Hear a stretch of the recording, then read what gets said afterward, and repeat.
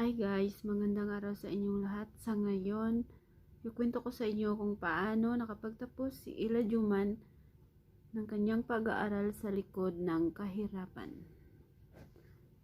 Ito na guys.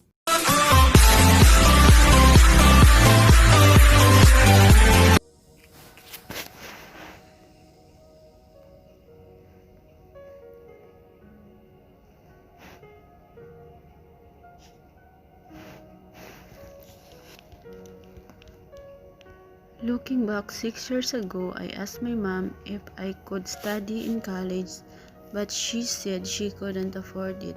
I was so determined to get a degree, so I came here in Dumaguete with my lola without her knowing.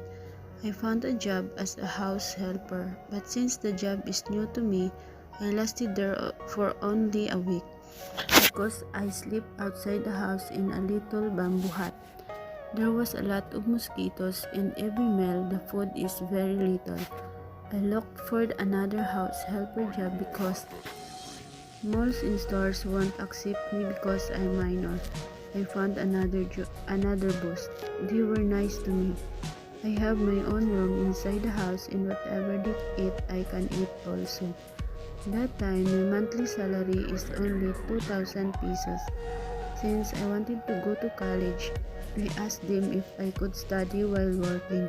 They agreed, but only after a year of working there. I'm allowed to study, but with a condition that I have to get a scholarship.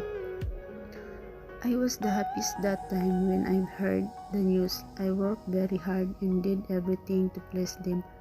It was before the enrollment. I tried searching for a scholarship.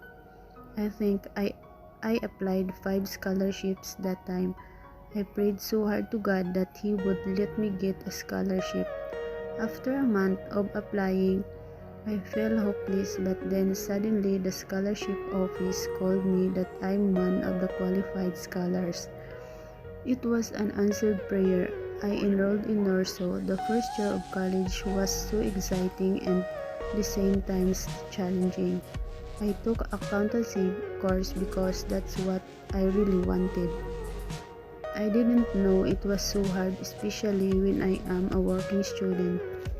By the way, I took a night class because my boss told me that I should work during the day.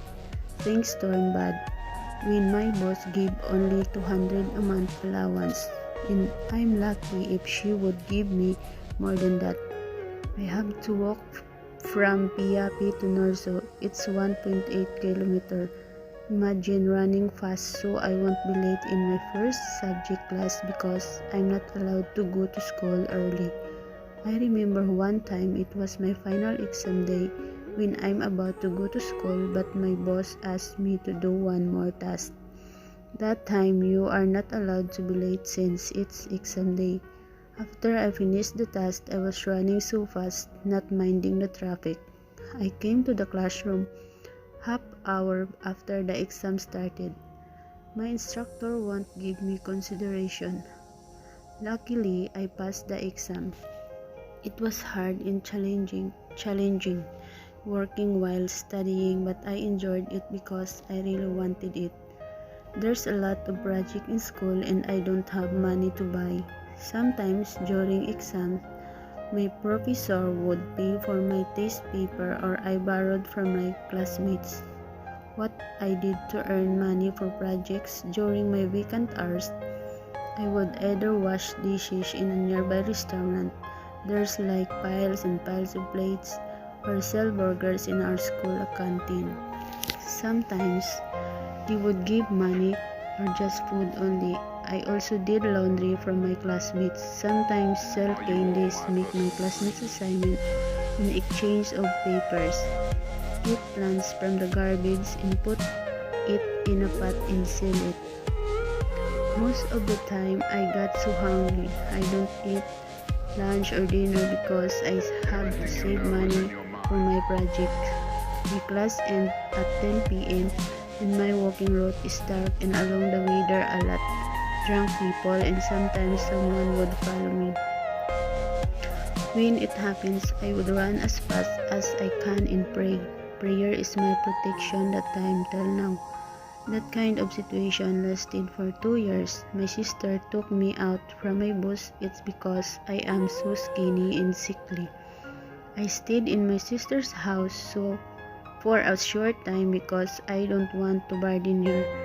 I started looking for a new job. I found a very good boss this time. He gave me enough allowance and a scooter. My situation got better. They were all nice to me and treated me as a family. I failed in my major subjects in accountancy and I'm advised to shift. I shifted in financial management. I continued my third year in college and also studied massage therapy at night at the same time. I finished massage therapy after 3 months and passed the assessment. I resigned my job and worked as a massage therapist. A lot of people looked down on me because of my job, but I don't give a shit because I know myself better. I work clean, I earn more than I needed while working in a spa. And after 5 years as a self-supporting student, I can finally see the fruit of my hard work. I finished my bachelor's degree. Looking back on my experiences, I am proud to say I made it. Of course, I can't do it alone. There's a lot of people who helped me along the way, and prayer is my best weapon. My hard work, perseverance, and determination are the key of what I've achieved today because I wanted it. I work hard for it. All thanks to God, to my loving family and friends, my boyfriends, classmates, NOEC, CO, and to all those people who helped me this journey. Thank you so much. I made it. I succeed. It's because you are poor. It doesn't mean you can't do it. If I can, you can too. Just work for your dreams and never give up. You are way better than you think. You can do it. Ila E. Juman, Bachelor of Science in Business Administration, major in Financial Management. Congratulations, Ila. You made it.